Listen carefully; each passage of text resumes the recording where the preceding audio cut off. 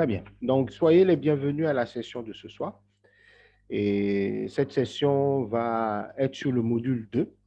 Et le module 2, effectivement, va parler de la démarche de création des associations, de l'idée à l'Assemblée générale constitutive. On va parler du nom, on va parler des statuts, on va parler du règlement intérieur. Si j'arrive à aller vite, on va entamer aussi le module 3, le cycle de vie d'une association. Parce que le cycle de vie de l'association, il est assez bref, mais c'est le module 4 qui est assez long. Et je pense que c'est lui surtout qui est beaucoup plus intéressant pour les uns et les autres. Donc, il est plus long, il est plus technique. Donc, je suis en train de voir comment accélérer un peu pour que effectivement demain, on commence, en tout cas, qu'on ait le module 4 entamé demain pour pouvoir avoir véritablement du temps. Parce que les sessions précédentes, les gens ont eu du mal à suivre le module 4 parce qu'il est assez technique. Voilà. OK. Alors, hier, on a parlé effectivement d'un certain nombre d'éléments d'ensemble hein, sur les OSC en général, sur les ONG, les fondations. On a donné les définitions. Aujourd'hui, nous allons aller sur un point assez particulier. C'est comment créer une association, comment trouver l'idée, comment la construire, comment l'éditer, comment faire en sorte que, effectivement, mon ONG ou mon association ressemble à quelque chose qui puisse durer dans le temps. Donc, voilà un peu l'objectif du module du jour. Donc, sans plus tarder, je vais partager avec vous le PowerPoint.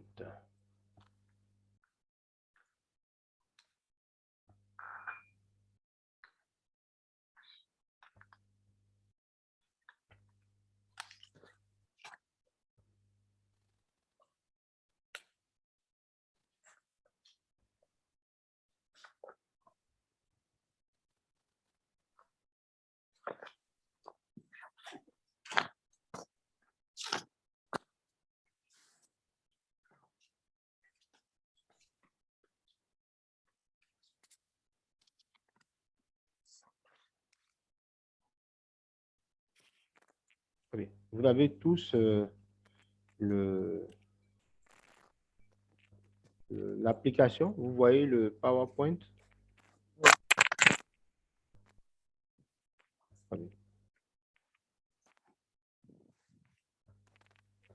Oui, moi je reçois bien. Oui, on reçoit bien. Très bien. Alors, quand on parle de démarche de création, en fait, dans cette formation, il s'agit de voir d'où il faut partir pour pouvoir créer une association ou une ONG. Mais dans le cas précis, la majorité parmi vous, vous avez déjà créé ou vous êtes sur le point de créer. Donc, l'idée ici sera de voir qu'est-ce qu'il faut adapter, n'est-ce pas, en fonction de votre choix qui a été déjà précédemment fait.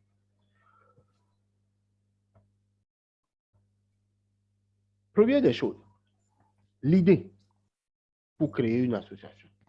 Où est-ce qu'il faut la trouver?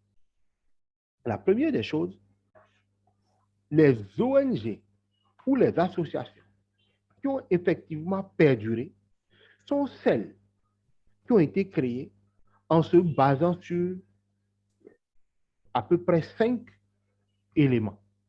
D'abord, la communauté. Alors, pourquoi nous disons la communauté? Quand je prends votre cas précis, vous êtes parti, par exemple, du fait que, bon, nous avons eu une crise, nous avons eu des crises qui nous ont laissé des séquelles, une crise qui nous a laissé des problèmes, et donc, voilà ce qu'il faut faire. Nous voulons servir. Mais la question, quand on parle de la communauté, il faut se poser la question de savoir, un, est-ce que mon association règle des problèmes au sein de la communauté?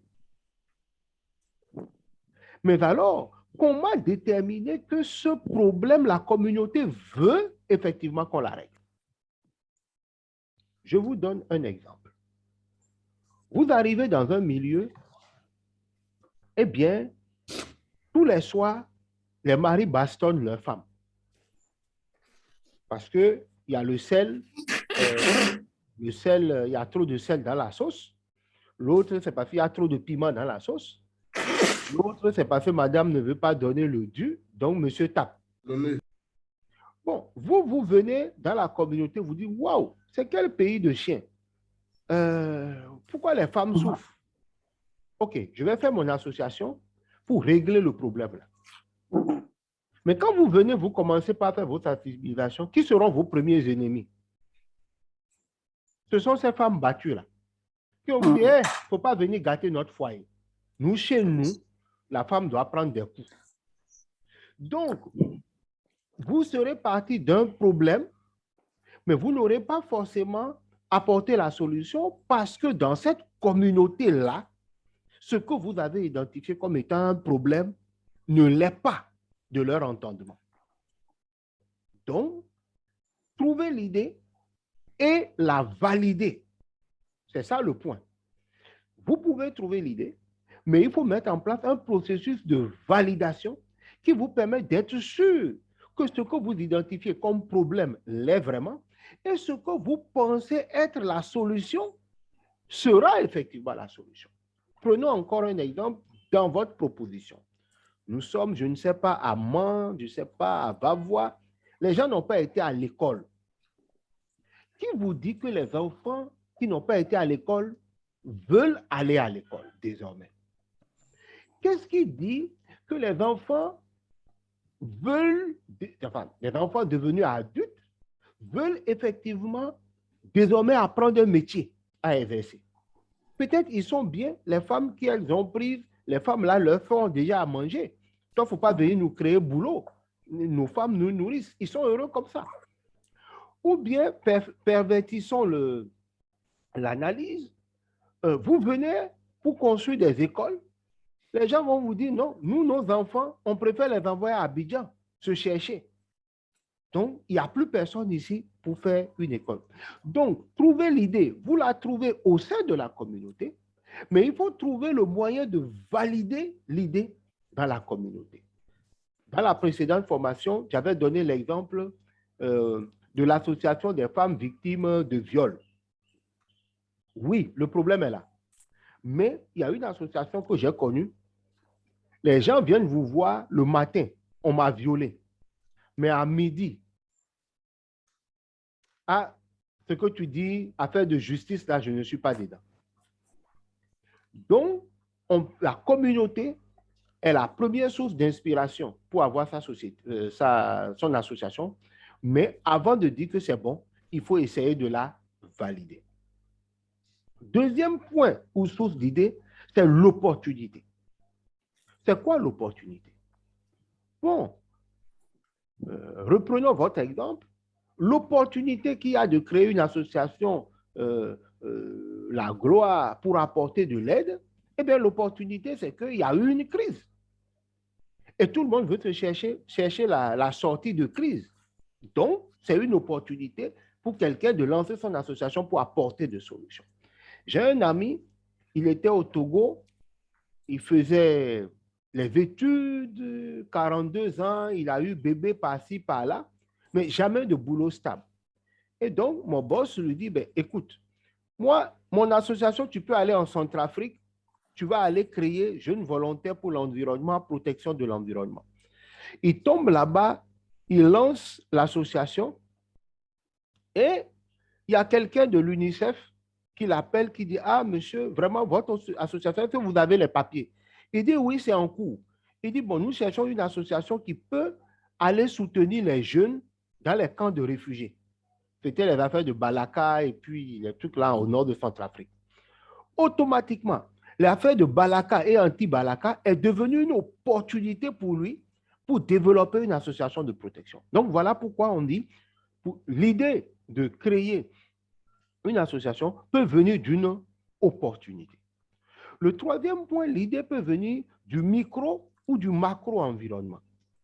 Micro, c'est peut-être autour de vous, ça a un lien avec la communauté, mais le macro aussi, ça peut être quelque chose qui est au niveau départemental, régional, une mode, enfin, quelque chose qui ne dépend pas directement de votre environnement proche. C'est le macro-environnement qui vous donne donc à la fois une opportunité pour pouvoir vous exprimer. Par exemple, je ne sais pas si la Côte d'Ivoire, parce que je crois que la majorité qui sont là ont un lien avec la Côte d'Ivoire, mais il y a certains pays, comme le Togo par exemple, qui ont connu pendant près de 20 ans les sanctions de l'Union européenne, où l'argent associatif ne venait pas dans le pays. Donc, le macro-environnement, on est sous sanction, va être une opportunité, va être une ouverture pour trouver une idée. Parce qu'entre-temps, c'est l'État qui faisait les cantines scolaires, mais puisque maintenant l'Union européenne n'envoie plus les sous directement à l'État de Côte d'Ivoire ou du Togo, moi, mon association, je me positionne pour faire les cantines scolaires et je vais recevoir de l'argent pour faire les cantines scolaires. Donc, le macro-environnement offre donc des opportunités de créer une idée. Ensuite, il y a des causes. Voilà. La cause des femmes, la cause des handicapés, la cause des albinos, la cause des femmes excisées, etc., etc., etc. La défense d'une cause, la défense de la démocratie, la défense de, je ne sais pas, des victimes d'un attentat, la défense des victimes des bombardements. Bref, une cause noble, on la porte. Ça peut être une source d'idées pour créer une association. Ensuite, on a les textes de loi.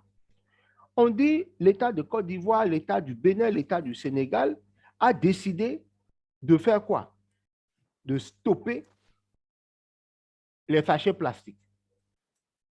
Automatiquement, ce texte de loi, dans son application, va vous offrir une opportunité de créer une association pour la promotion des sachets biodégradables, pour la production de sacs biodégradables et en faire la vulgarisation. Donc, un texte de loi pris par l'État peut devenir une opportunité pour créer une association.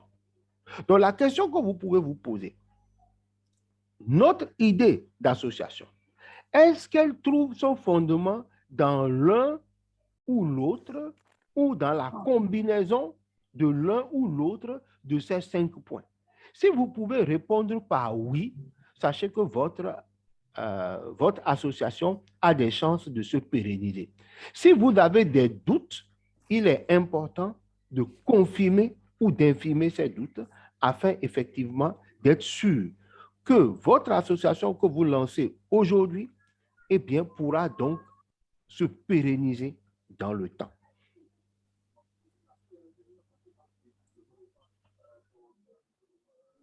Alors, cette fois-ci, quelles sont les questions à se poser quand nous voulons parler de création d'associations? Il y a un certain nombre de questions très stratégiques. D'abord, je crée mon association pour quoi faire? Le but. C'est quoi? Pourquoi je crée? On en a fait un peu allusion hier. Je crée mon association parce que les autres créent. Je crée mon association parce que je cherche boulot, etc., etc., etc. Le pourquoi créer va être le moteur que quand il y a les difficultés, quand il y aura les vaches grasses et les vaches maigres, on saura s'adapter parce qu'on est accroché à un moteur, c'est-à-dire le pourquoi nous avons créé ça. C'est d'ailleurs ce qui fait que quelquefois, vous avez des gens, ils arrivent au bord de la rupture. Ils disent non, je ne peux pas abandonner Prenons les gens qui ont créé des orphelinats. Pourquoi ça a été créé? C'est pour venir en aide aux enfants orphelins. Voilà. Bon, maintenant, vous n'avez plus d'argent, vous n'avez plus rien. Est-ce qu'il faut fermer? Parce qu'il y a encore toujours des orphelins. Donc, le pourquoi on a créé va être le moteur de la chose. Notez que le phénomène associatif, c'est d'abord l'esprit d'entraide et la fraternité. Donc, nous l'avons dit aussi hier, derrière une association, il y a un sentiment commun, d'accord, de... Je n'arrive pas à voir à cause de ce truc-là. Voilà. Il y a un sentiment commun de réaliser un objectif déterminé. Donc, le côté ici commun, là, est important. Ça veut dire que la vision doit être partagée. Trois autres questions viennent. Comment je la crée? Quel est le statut à avoir? Et comment la faire reconnaître légalement? Comment je la crée? C'est-à-dire que pour créer une association, dans ce comment, on va voir la taille, la qualité des membres que je vais appeler. Est-ce que je la crée au village ou je la crée plutôt en ville? Où est-ce qu'il y a avantage comparatif? Votre association, le siège, est-ce que c'est plus stratégique de mettre le siège à Abidjan ou bien mettre ça à Yopougon ou bien mettre ça directement dans la communauté là-bas où il y a les problèmes? Alors, comment faire pour savoir le lieu du siège? Ah, il faut regarder. Les partenaires financiers sont concentrés où? Les facilités sont concentrées où? C'est ça, les questions stratégiques qu'il faut se poser. Par exemple, moi, mon association au Bénin, mon siège est à Cotonou. Mais du coup, ça m'exclut complètement de certains financements comme la coopération technique belge, comme l'USAID, qui ne financent que les associations dans les zones rurales ou dans les départements à forte densité de zones rurales. Ça veut dire que la zone urbaine peut être là, mais est minimale par rapport à la zone rurale. Du coup, ces gros bailleurs, moi, je suis exclu dedans. Et donc, la stratégie, c'est rapidement de créer des bureaux départementaux dans ces zones pour démontrer que vous avez une base dans ces zones pour pouvoir aussi justifier un financement. Maintenant, quel est le statut à avoir? Est-ce que nous nous arrêtons seulement au niveau d'une petite association ou bien nous allons vers une ONG? Est-ce que nous allons plutôt vers une fondation? Voilà les questions en termes de statut. Comment la faire reconnaître légalement? Alors, est-ce qu'on s'arrête seulement, dans notre vision, à la préfecture, à la mairie, ça dépend des pays, ou directement, il faut aller au ministère pour pouvoir avoir une reconnaissance beaucoup plus grande et définitive? Ça, c'est à chacun de répondre à ces questions.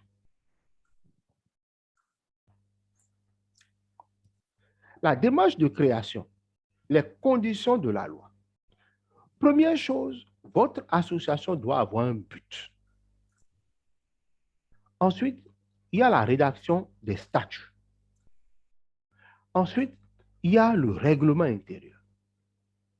Ensuite, il y a les apports. Ensuite, il y a l'Assemblée générale constitutive. Il y a l'adoption des statuts et il y a l'élection des membres du conseil d'administration.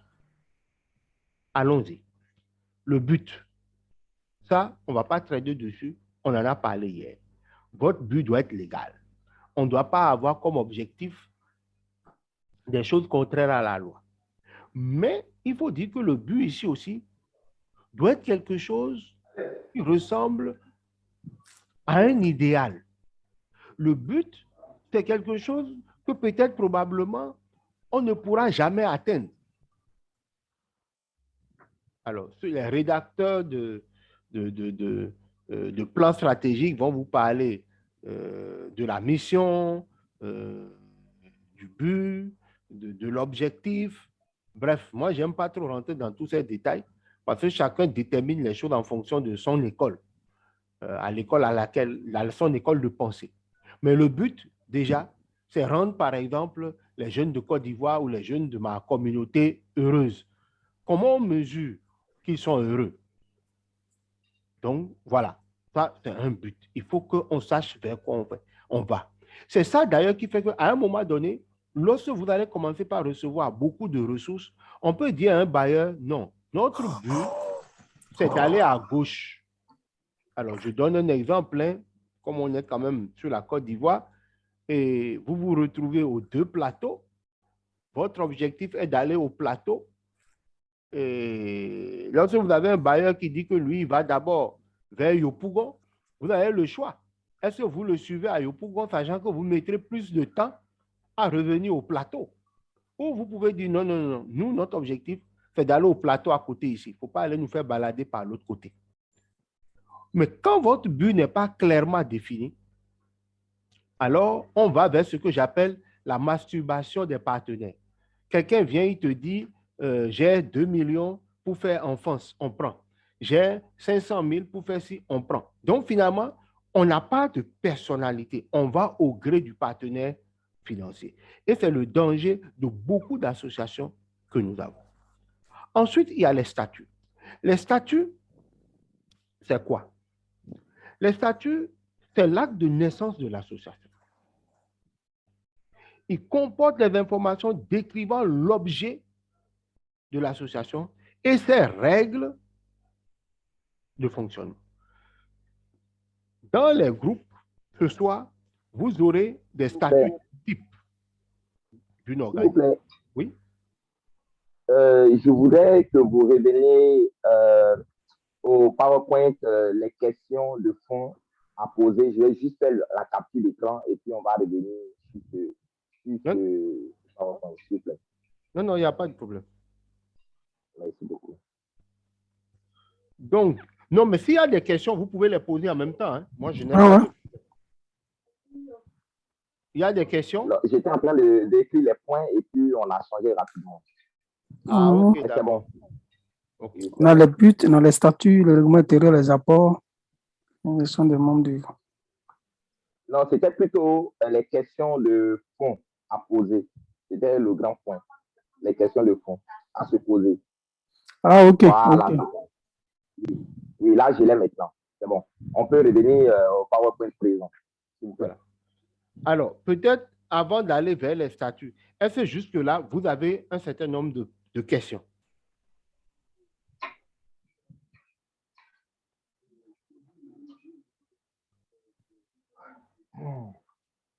Pour moi, pour le moment, ça va. OK. Dimitri? Oui, moi, ça va bien. Ça va.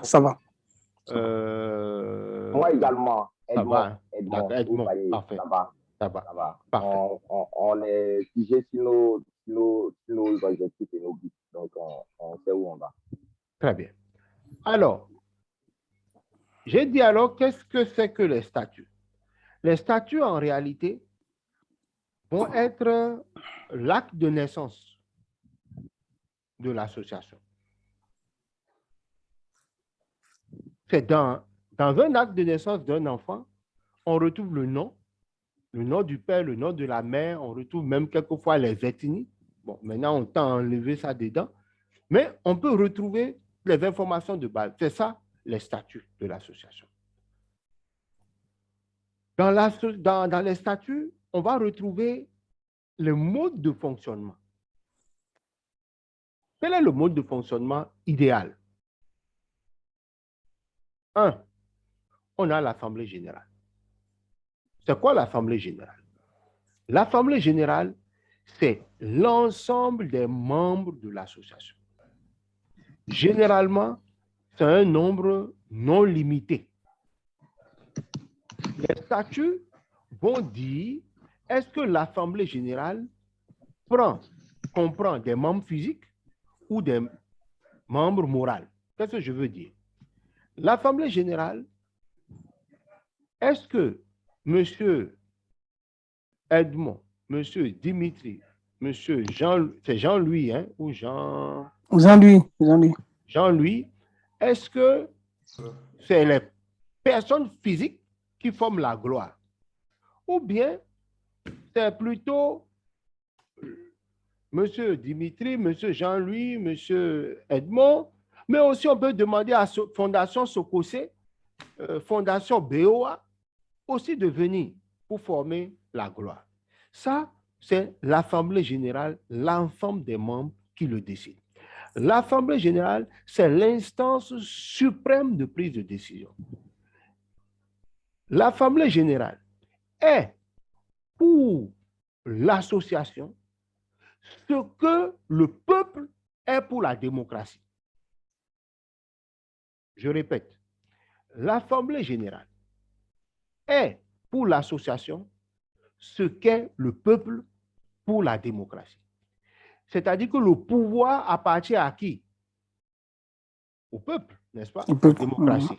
Donc, dans une association, l'Assemblée générale, c'est elle qui a le pouvoir. Ne pouvant pas être là tous les jours, elle va élire des gens qui vont réfléchir et faire le travail pour elle.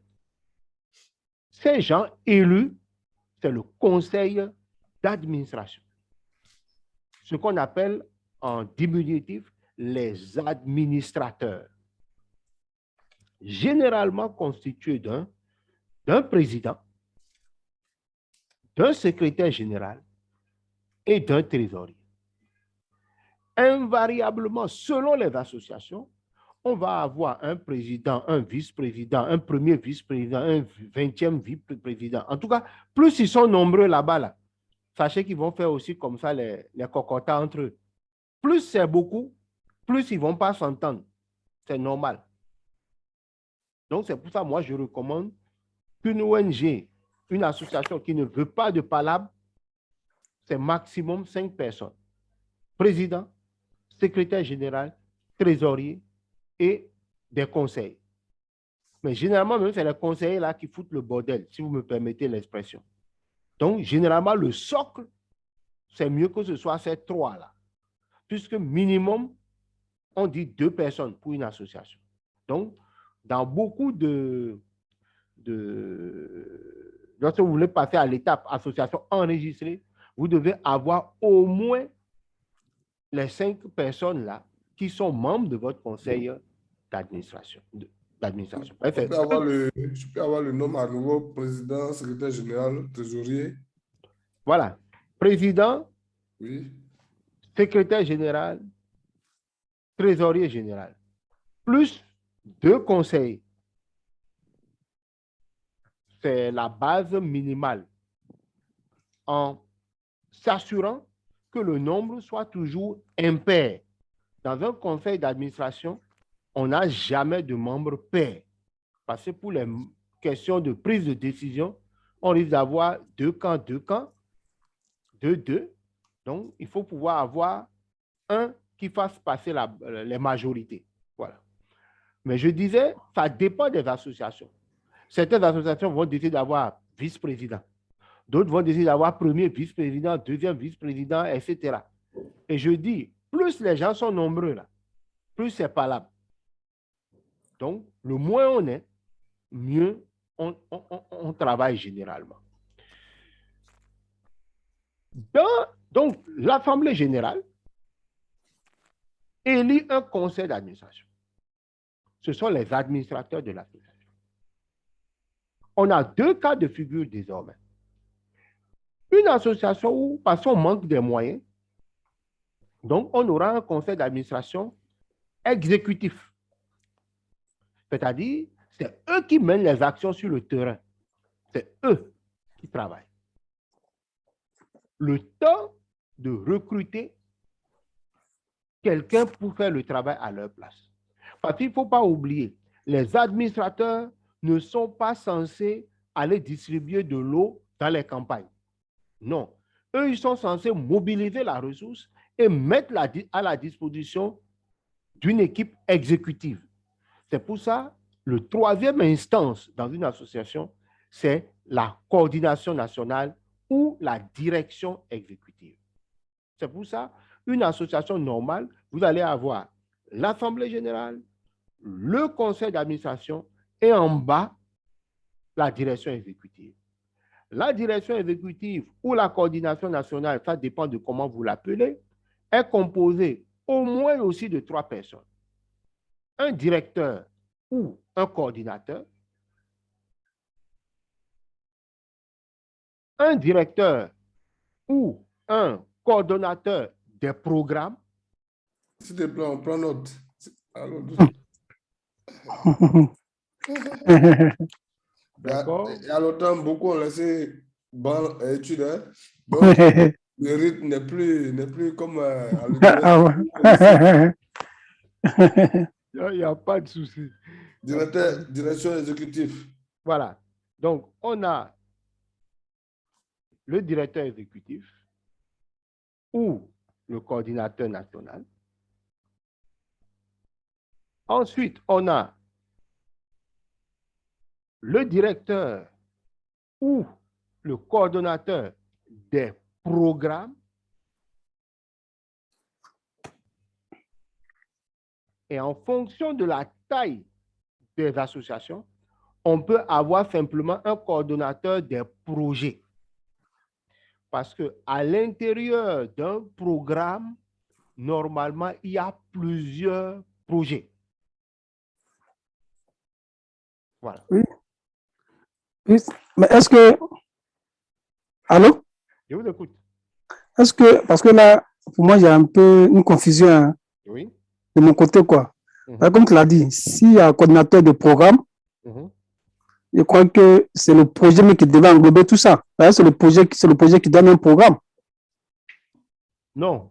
Le coordonnateur des programmes, il faut le comprendre comme étant, dans une entreprise commerciale, un DAF. Ah, OK. OK. Donc, le coordinateur des programmes, on a projet O, projet école, projet tout. Lui, il a une vue de tout des projets. Programmes, des projets. On peut avoir programme O. Dans le programme O, il y a le projet O à Vavois, le projet O à Abidjan, le projet O à tel. Il y a ensuite, dans le programme femmes, il y a peut-être violence faite aux femmes. Il y a quelque chose de genre. Voilà. Après, on a le programme solidarité dans le Sahel. Là, il y a peut-être le projet, je ne sais pas, soutenir les éleveurs Peuls du nord de la Côte d'Ivoire, etc. Donc, le directeur des programmes, il a une vue synoptique de tous les programmes. Le projet. Voilà. Et dans chaque programme, maintenant, on peut avoir une succession de projets. De projets, voilà. Et maintenant, c'est chaque situation de projet qui peut avoir son coordinateur. Voilà. Okay. C'est ce que je voulais dire, effectivement. Et que selon les moyens, maintenant, chaque projet peut avoir son chargé de projet ou son coordinateur de projet. Maintenant, selon la taille de certaines associations, tu peux avoir encore un coordonnateur de projet. C'est-à-dire, on va associer 3-4 projets qu'on va lui confier. Et il aura sous lui peut-être 2-3 personnes qui gèrent chacun des projets. Et plusieurs coordinateurs de projets concourent à la réussite d'un programme. Donc là, vous êtes en train de voir un peu déjà l'organigramme d'une association comme ça. Mais l'organigramme simple, c'est l'Assemblée générale à la tête,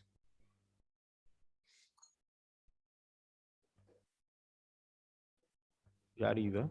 Donc, si je comprends bien, le coordinateur de programme, là, même le coordinateur, comme j'en ai dit tout à l'heure, là, il peut être aussi un coordinateur de base. Comme on dit normalement chez nous là-bas, un coordinateur de base, mais un représentant de l'association. Pour le coordinateur des programmes? Oui, il peut être aussi un coordinateur de base. C'est-à-dire l'association peut avoir des représentations dans d'autres villes, dans d'autres zones. Il peut dire coordination 1, coordination 2, coordination 3. Oui, c'est-à-dire que là, on peut avoir des représentants par zone. Par zone, oui. Voilà, il peut être un coordonnateur. Je prends un exemple, hein, on le prend la coordinateur zone ouest de la Côte d'Ivoire. Tout à fait, oui. Voilà, la zone ouest, je crois, fait chez nos amis Gbagbo là-bas, là, non? Oui. Voilà. Donc, on dit coordination ouest. Dans cette coordination, il y a des projets qui sont exécutés. Donc, il est à la tête de l'ensemble des projets qu'il y a dans cette zone. C'est compris. Voilà. OK. C'est super. Alors, j'arrive, excusez-moi, d'habitude, quand je fais mes formations, j'active le mode tableau, ce qui me permet d'écrire. Mais je n'arrive pas à comprendre pourquoi je ne le retrouve pas. Donc, vous allez beaucoup m'excuser. Souvent, j'écris directement. Parce que fait chaud là, c'est bien de les écrire, ça vous donne... Mais je vais essayer de régler le problème pour demain. Je croyais que ça allait venir automatiquement aujourd'hui, mais ce n'est pas venu. Donc, voilà un tout petit peu pour le schéma le schéma substantiel, hein, qu'on peut avoir au niveau de la nomenclature, comme je dirais, pour une association. Maintenant, on retourne dans notre PowerPoint. Donc, dans les statuts, donc, on va parler donc de tout ça. Maintenant, il y a des détails qu'on ne va pas mettre dans les statuts, notamment les détails qui sont appelés à changer. Les cotisations, l'adresse du bureau, les sanctions, les mesures, les trucs comme ça, on ne va pas mettre ça dans les statuts. C'est pour ça qu'il y a besoin de quoi? D'un règlement intérieur qui vient en réalité compléter les statuts. Par exemple, dans les statuts, on va dire qu'il y a une direction exécutive, il y a un secrétaire, on va dire qu'il y a plutôt un conseil d'administration et une direction exécutive. Les statuts exigent qu'on précise quels sont les postes qui auront les membres du conseil d'administration.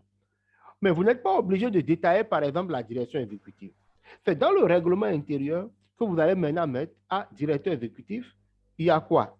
Il y a directeur, quel est son rôle? Quelles sont ses prérogatives? Quel est son lien hiérarchique? Trésorier, c'est quoi? C'est qui? C'est comment? Secrétaire, etc. Donc, c'est dans le règlement intérieur qu'on va mettre ça. Quels sont les sanctions quand vous ratez les réunions? Qu'est-ce qu'on fait en cas de dissolution? Qu'est-ce qu'on fait quand quelqu'un fait de fautes lourdes? C'est quoi une faute lourde? Tout ça, là, c'est dans le règlement intérieur qu'on met ça. Maintenant, quand vous avez ces deux documents, statut, règlement intérieur, effectivement, maintenant, vous allez déposer ces documents avec une lettre de demande de reconnaissance de l'association à la préfecture ou à tout autre endroit tenant lieu en fonction de votre pays.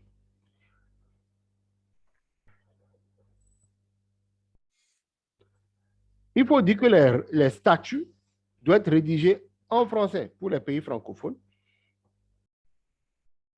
et par les fondateurs de l'association ou des personnes qu'on a mandatées pour. Donc, on peut avoir minimum 2 personnes. Mais en précisant le minimum 2 personnes, là, c'est dans la loi française. Mais en Afrique, généralement, vous avez forcément besoin d'être 3 au moins. 3 au moins. Maintenant, il peut y avoir que des statuts peuvent respecter certaines obligations. Par exemple, vous allez dans certains pays, les statuts là, on vous dit, nous, on ne prévoit pas de vice-président. Ça existe. Donc là, vous êtes obligé de respecter le canevas. Par exemple, au Bénin même, c'est l'État qui te donne le canevas des statuts de ton organisation. Allez, va aller remplir et tu amènes. Terminé. Eux, tu ajoutes tes objectifs spécifiques, etc. et tu leur amènes. Donc, ils ont leur canevas c'est pareil ici aussi au Maroc ici. Voilà. Dès que tu donnes le nom, ils mettent ça dans... Ils ont des scripts là, ils ont un tableau. S'il n'y a pas une association qui utilise ça déjà, tout. Et puis après, on te donne les fiches pour aller faire. C'est ça. Voilà. Bon, en Côte d'Ivoire, ce que je sais, c'est qu'au niveau des entreprises, par exemple, dans la création des entreprises, les statuts sont déjà disponibles. en fonction de ton activité, on t'attribue le statut qui va avec ton entreprise et puis tu ajoutes comment on appelle l'idée. objectifs. Voilà. L'idée. Voilà. Ouais. Oui, tes objectifs, l'idée et tout ça. Donc, aussi en Côte d'Ivoire, pour les associations, ils laissent le soin aux associations de rédiger leur statut et règlement. On leur dépose. Je crois qu'ils ont 3 semaines d'études et après, ils te répondent et puis ils te donnent le numéro qui va avec. En tout cas, j'ai fait la démarche quand j'étais président des Jeux dans le temps au niveau du ministère de l'Intérieur à Abidjan. Donc, ouais, je vais me renseigner. Sur ce, je vais me renseigner si les choses ne sont pas actualisées parce que au niveau de la création d'entreprise aussi, ça a été actualisé. C'est pourquoi j'ai mentionné uniquement la création des entreprises. Ça a été actualisé. Oui, pour la création des entreprises, il faut dire que la Banque mondiale, à travers les programmes Doing Business, etc., ont uniformisé. Donc, dans la majorité des pays, on a des guichets uniques, comme vous dites, qui font ça. Mais pour les ONG, qui vous regardent même? Personne. Donc, on est livré à nous-mêmes. Par exemple, quand je prends le Bénin, c'était un préfet qui est arrivé, qui a mis les trucs, mais dès qu'il est parti, on a abandonné ça. Chacun amène pour lui, tu vois. Mais il y a un minimum qu'on demande, je crois que c'est ce que Jean-Louis disait, tu rédiges, tu amènes, on regarde, c'est 3 semaines en Côte d'Ivoire, c'est bon, hein? Sinon, nous, chez nous, là, l'étude, là, ça peut durer des mois. C'est 3 mois, autant pour moi. C'est 3 mois. Maintenant, même chez nous, même 3 mois. Même chez nous, c'est devenu, bon, excusez-moi du terme, chez nous, c'est devenu une affaire de business. Hein. Si les gars me regardent même, tu déposes un peu en bas, le gars, s'il te donne le récépissé, tu vas à la maison. C'est ça. Donc, il faut qu'on se dise souvent la vérité. Sur le coup, ils te donnent le récépissé, mais ils doivent te donner une attestation. Oui, tout ça, oui, on est d'accord à toi, mais tout ça, c'est business. C'est ce que je te dis, en fait. Ah, d'accord. Tout ça, c'est business en Côte d'Ivoire. Comme l'a dit, minimum, bien bon, à peu près 2%, 3%, 1%, les gars vérifient, sinon le reste là. Le gars met l'argent en bas, le gars, il dit demain matin, pour payer ton truc, il rentre dans le trou là-bas. Mais je vais les renseigner pour apporter plus d'éclaircissement là-dessus avant la fin de notre formation. Même, je vais engager une course à ce niveau-là. C'est super. Donc, en fonction de l'évolution, vous pouvez directement mettre ça dans le groupe. Parce que le groupe est là. C'est-à-dire que même entre hier et aujourd'hui, vous revoyez le cours, vous avez des questions, vous mettez ça déjà dans le forum. Le forum, il est là véritablement pour ça. Donc, vous trouvez des éléments actualisés dès demain, vous mettez ça là, ça permet à tout le monde d'avoir l'information de façon globale. Super. Alors, revenons donc sur les conseils de ce qu'il doit avoir dans les statuts. Donc, je l'avais dit, le titre de l'association, l'objet, la durée et le siège social. Donc, généralement, l'objet, c'est les objectifs pour qu'on crée. Ensuite, la durée. Beaucoup préfèrent mettre 99 ans renouvelable. Et puis, on ne parle plus.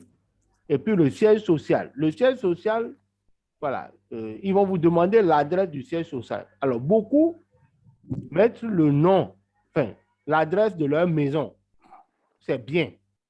Mais il faut vous rappeler que le jour où vous avez les moyens et que vous allez prendre bureau, il faut changer ça et refaire la procédure au niveau de la préfecture pour que, effectivement, votre récépissé comporte votre nouveau siège et que ça retourne au journal officiel pour que ça sorte. Par exemple, au Bénin aujourd'hui, quand on siège et les noms des administrateurs ne correspondent pas à ce qu'il y a dans le journal officiel, vous avez une pénalité de 100 000 francs. Ça, c'est le Bénin. Ça veut dire qu'à chaque fois que ton siège change, il faut aller faire changer, le faire constater au niveau de la préfecture. Et je crois que tu as 1 à 3 mois pour le faire. Voilà. Moi, ce que vous l'avez dit, excuse-moi, ce que vous l'avez dit, je prends l'exemple, le siège au Maroc ici, l'adresse au Maroc ici, maintenant on fait des annexes. C'est-à-dire, au lieu de changer l'adresse, on fait des annexes en Côte d'Ivoire, dans les autres pays. Non, attention. En matière d'association, on est dans l'ordre d'abord du pays. Du pays. Ah, ok. Donc, tu peux avoir un siège à Marrakech et créer des ANES à Rabat, à Casa, etc. Mais si tu pars de Maroc et tu veux créer ANES à Abidjan, à Dakar, etc., on part alors du principe que tu as obtenu ton statut d'organisation internationale. Ah, ok. Ça te permet alors de t'installer de pays en pays. C'est Médecins sans frontières, c'est RSF, c'est Amnesty International, c'est etc. C'est super, c'est super. Voilà. Mais la réalité, c'est que il est quasiment... tout ça. Voilà. Il est quasiment impossible dans les pays africains d'être créé dans certains pays et d'avoir le statut d'organisation internationale. Actuellement, il n'y a que 2 pays que je connaisse. C'est le Sénégal ici et le Niger, où tu peux créer ONG La Gloire, remplir les conditions, vu ton rayonnement, tu demandes alors à l'État du Sénégal de te propulser organisation internationale. C'est les 2 pays où la législation le permet.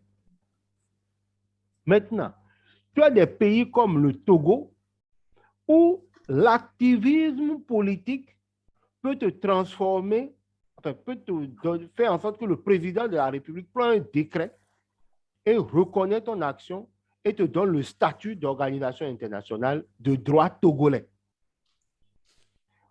Mais la seule organisation qui a pu bénéficier de ça au Togo cette année, par exemple, je ne sais pas, c'est la seule que je connais. Il peut y en avoir d'autres. C'est M-Afrique.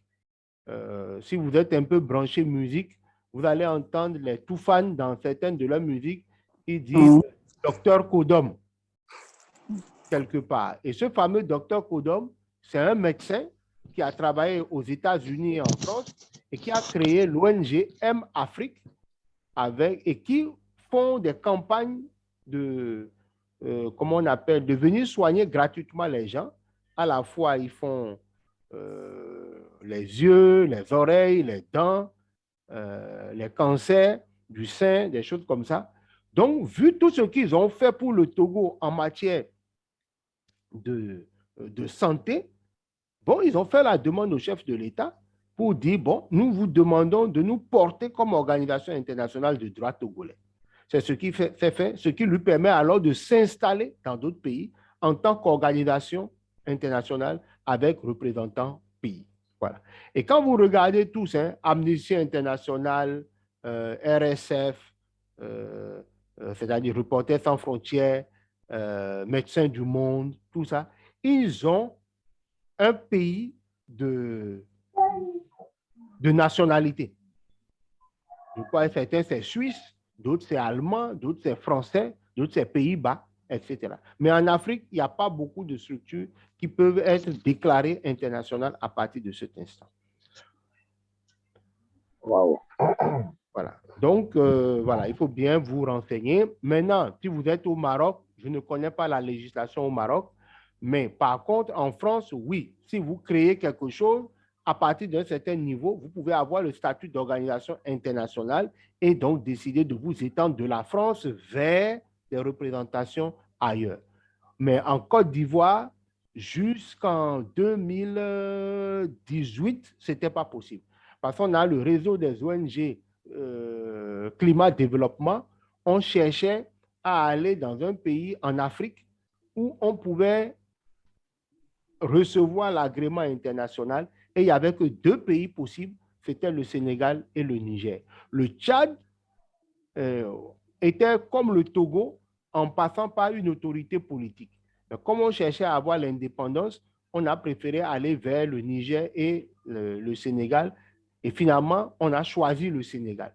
Et donc, le réseau climat développement aujourd'hui fait cette démarche à partir du Sénégal pour avoir sa reconnaissance internationale comme organisation internationale.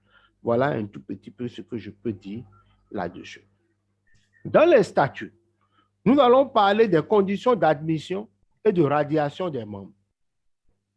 Nous allons parler des règles d'organisation, de fonctionnement, de détermination des pouvoirs attribués aux membres chargés de l'administrer. Donc, on va parler des pouvoirs qu'ont les membres du conseil d'administration. Ensuite, les conditions de modification des statuts et les conditions de dissolution de l'association. Donc, c'est dans les statuts qu'on va dire, bon, si l'association a tel problème dans tel nombre de temps, voilà ce qu'on va faire, voilà comment on va faire la dissolution. Voilà comment les biens seront partagés. Mais ne vous inquiétez pas, hein, il y a des modèles standards qui prennent compte de tout ça. Il faudra juste prendre, lire, comprendre les expressions et l'adopter. Ensuite, il y a les règles d'attribution des biens de l'association en cas de dissolution. Est-ce qu'on redonne à des associations caritatives ou est-ce qu'on se partage ça, chacun va à la maison et dort, ou bien on va faire un adjudicataire de justice qui va faire la vente aux enchères des biens et l'argent va partir où? On le précise. Alors, notez, comme je disais, il est recommandé de ne pas faire figurer dans les statuts des informations qui risquent de devenir rapidement obsolètes. Donc, j'en avais parlé tout à l'heure.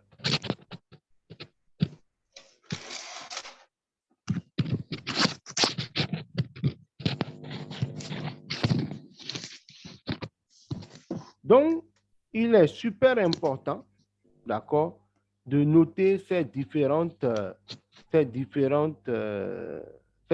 éléments. Alors, il y a un dernier élément sur cette question qui est super intéressant que je dois partager avec vous.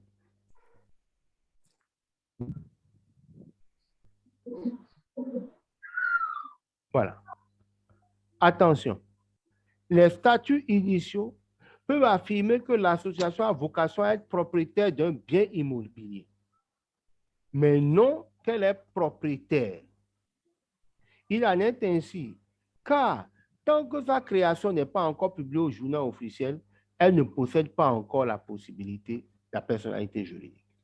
Beaucoup de personnes oublient que après l'obtention du récépissé, il y a une dernière procédure. C'est aller faire déclarer la reconnaissance au journal officiel de la République. Ce n'est qu'à partir du moment où vous avez fait cette déclaration au journal officiel que vous avez la reconnaissance de personnalité juridique.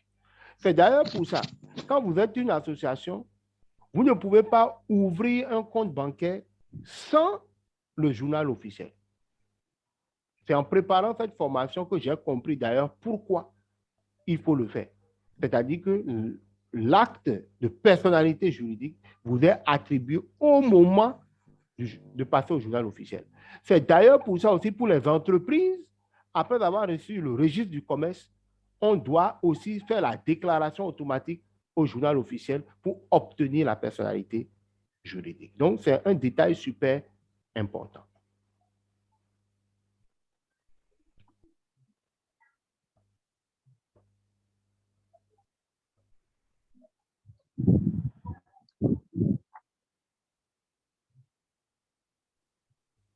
Pour revenir donc sur nos différents éléments, on a parlé des statuts. Le règlement intérieur, nous en avons parlé, donc en disant que c'est l'ensemble des règles qui complètent les statuts et qu'on va donc retrouver dans un document séparé. Les apports, c'est ce que nous amenons pour démarrer. Un tel a chaise, un tel a banc, un tel a bien, un tel a diplôme, un tel a capacité, compétence. Ces différents apports, c'est ça qu'on va mettre ensemble pour créer l'association, parce que peut-être on n'a pas les moyens, mais M. Jean, lui, a un immeuble et au rez-de-chaussée, on peut peut-être abriter les bureaux. Bon, le siège sera là, c'est un apport. OK, l'autre va dire, bon, moi, j'ai un bureau d'héritage quelque part qui traîne dans notre maison familiale, c'est plein de poussière. Si vous pouvez remettre la peinture, on utilise ça en attendant. C'est un apport. L'autre dit, bon, moi, j'ai un master en gestion d'organisation. Bon, moi, je n'ai rien, mais je vais apporter ça. C'est moi qui vais commencer par rédiger les plans stratégiques, les documents, les choses comme ça. C'est mon apport. Lorsqu'on a fini tout cela, on va aller en ce que nous appelons l'Assemblée générale constitutive. Là, nous invitons tous les membres, tous ceux qui portent notre idée, et on va présenter donc les statuts, présenter donc le règlement intérieur. C'est là où on parle, c'est l'Assemblée générale qui constitue l'association. Les gens regardent, oui, c'est très beau, nous sommes d'accord, non, enlevez telle virgule, non, attention, si vous dites que le président est si, attention, hein, demain, il ne faut pas qu'il prenne notre argent, il fuit avec, hein. Ah, vous avez dit le trésorier, pourquoi faire lui seul qui doit signer? Ah non, voilà, chacun fait ses commentaires. Et après, on dit, bon, qui sont d'accord pour que les statuts là soient adoptés? On lève la main et on applaudit, bravo, à 10 contre 10, à l'unanimité, donc, les statuts sont validés. Le président qui gère cette cérémonie constitutive valide. Secrétaire, règlement intérieur, est-ce que vous êtes d'accord? Oui, on est d'accord. Bah, validé. Les deux documents validés permettent donc de tirer le procès verbal de l'Assemblée générale consécutive.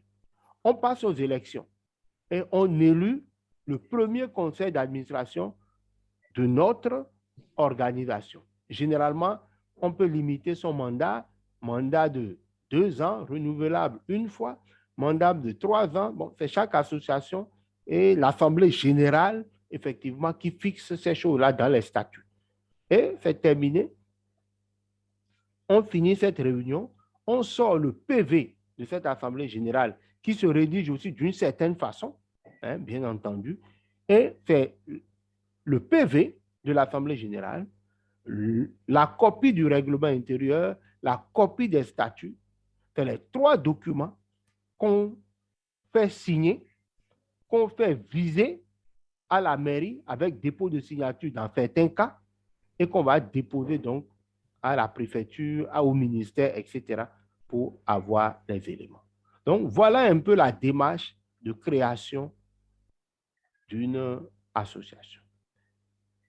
Ce qui amène la fin de ce module. Hier, j'avais une question de M. Sognon sur comment créer. Est-ce que vous êtes satisfait, même si vous nous avez pris en cours de route? Oui, c'est bon. C'est bon? OK. Autre question, s'il vous plaît?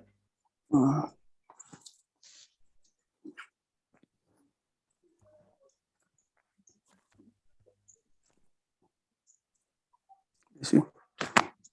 Oui, monsieur Edmond? Bon, je suis vraiment satisfait hein, à l'idée de tout ce qui a été dit. Je crois que j'ai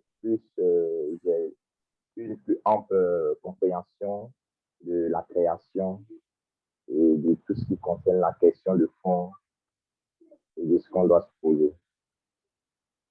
Très bien. Autre...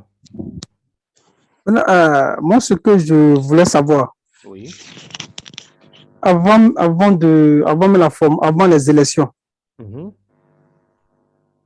avant les élections, l'association est déjà créée. Oui. Avant les élections, qui seront chargés de rédiger ces statuts? Très bien.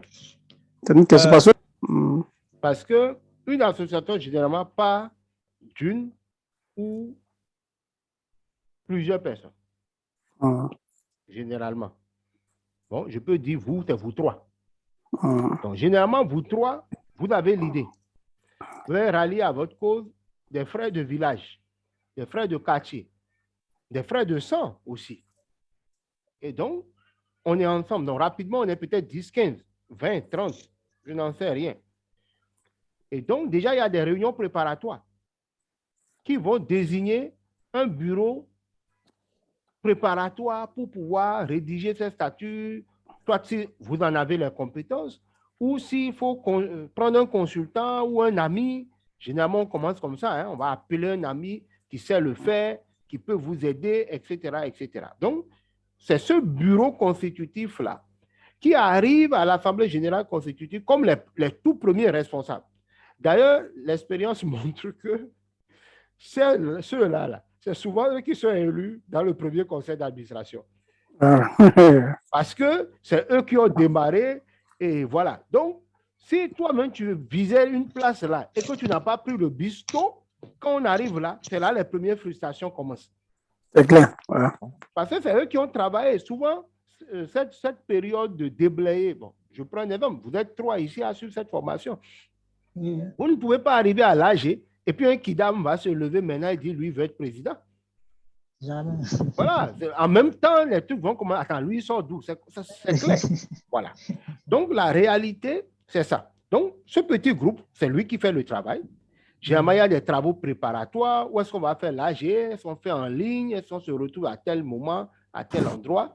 Et c'est eux qui portent la réunion. Ils présentent, ils expliquent.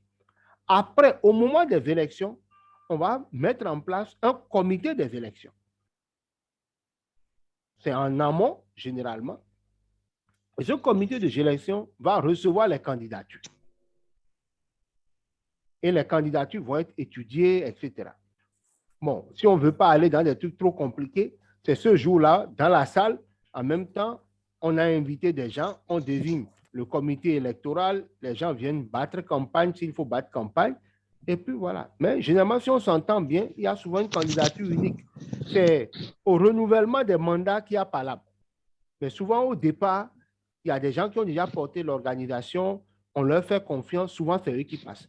Maintenant, là où il y a palabre, c'est quand après le premier mandat, là, soit le président il est devenu gonflé, ou bien il a disparu, et puis il ne fait pas les réunions, on n'a jamais eu de projet, et puis à la veille des élections, il vient et dit, oui, je reconnais mes torts, maintenant donnez-moi un second mandat. Voilà. C'est là où tu vas comprendre que ceux qui sont chefs de l'État là-bas, là, on ne laisse pas ça facilement. Quand dans petite association, tu ne veux pas laisser, pourquoi tu veux demander au président de laisser là-bas? C'est comme ça que je gère mes amis qui crient oui, le président. Mais dans petite association, là, tu n'es pas prêt à laisser. Il y a même quelquefois, il n'y a pas d'argent dedans. Maintenant, celui qui est chef de l'État là-bas, tu veux que lui laisse? Ce n'est pas possible, c'est trop doux. Bref, ça c'est pour revenir à la formation. Donc, généralement, ces gens, c'est eux qui portent l'association, ils rédigent les choses, ils font les documents. On vient à l'Assemblée générale, ils présentent, un dedans se porte candidat, il est élu avec son bureau, il construit les bases, il construit la fondation. Si on a les moyens, automatiquement, eux, ils se réunissent, ils vont nommer maintenant un directeur ou un coordinateur national. Mais si on n'a pas les moyens, au départ, c'est eux qui font le boulot, ils essayent de faire avancer les choses. Voilà. Ok. Parce que j'ai posé cette question-là, c'est par rapport à ce que tu as dit hier. Souvent, ça crée des frustrés. C'est ce qui fait que chez nous, en Afrique, les associations-là, ils partent en lambeaux. Quand vous arrivez devant les gens, ils disent, bon, vous avez déjà fait vos statuts. Donc, les gens commencent à avoir des arrière-pensées. Ils se disent que c'est comme un dictat qu'on impose, de sont obligés de suivre.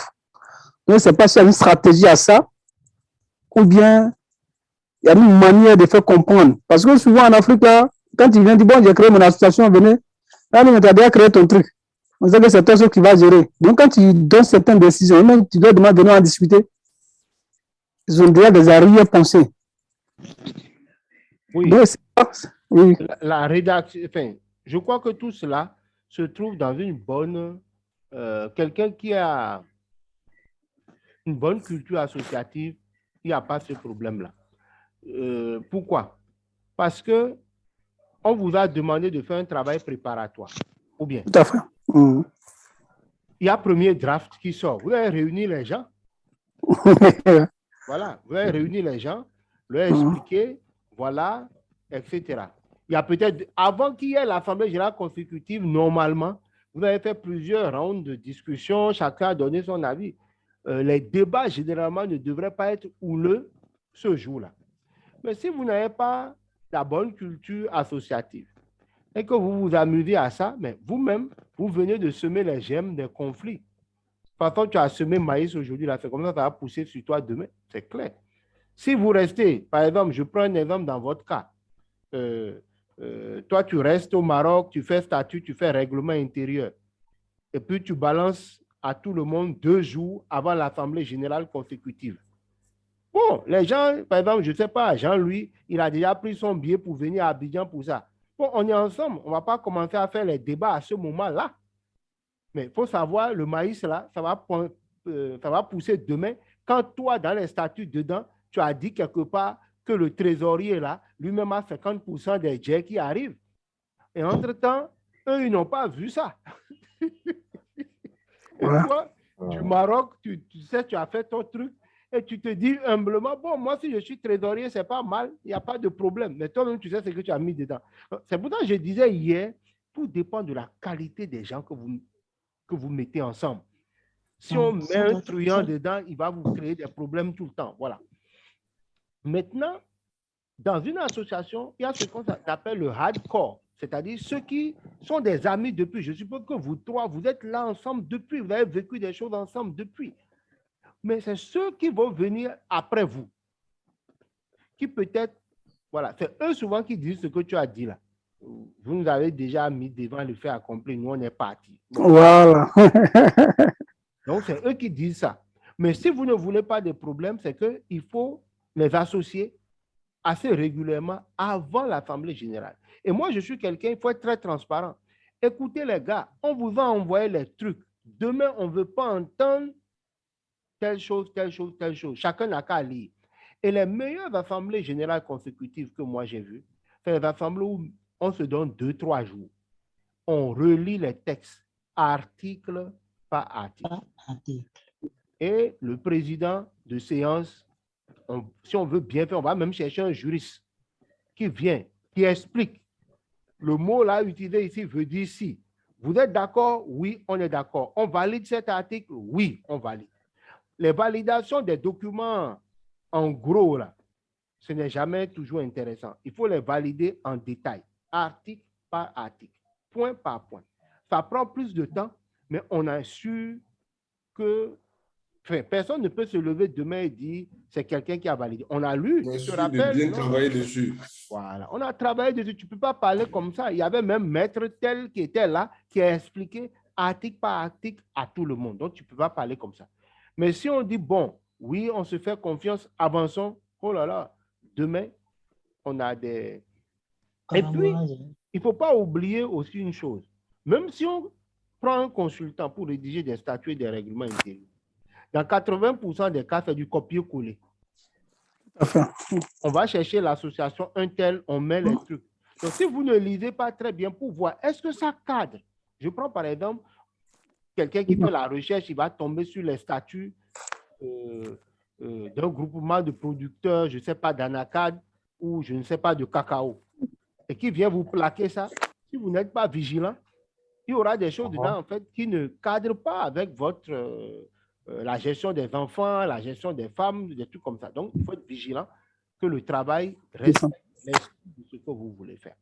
Voilà ce que je pourrais ajouter aux explications.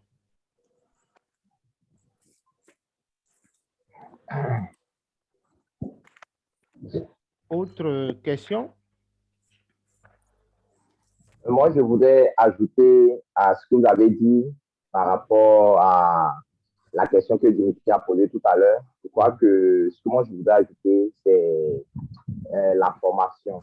On a besoin de formation, même en tant que leader et aussi membre associé, on a besoin de formation pour que ces esprits de profit ou de affaires solo ou de vouloir être opportuniste prennent fin et pour que s'il y a des projets à venir, que ces projets puissent porter notamment les fruits. Donc, c'est ce que je voudrais ajouter. Oui, c'est ça la formation. Maintenant, j'ai vu des gens, hein, dès qu'ils lancent le groupe, comme on a suffisamment de clairvoyance par rapport à la suite, qu'est-ce que les gens font? On va prévoir peut-être 10 sessions de formation, une fois par semaine ou une fois par mois. Première chose, on vient, c'est quoi la gouvernance associative? C'est quoi statut? C'est quoi règlement intérieur? C'est quoi manuel de procédure? Voilà, on forme les membres sur tout ça.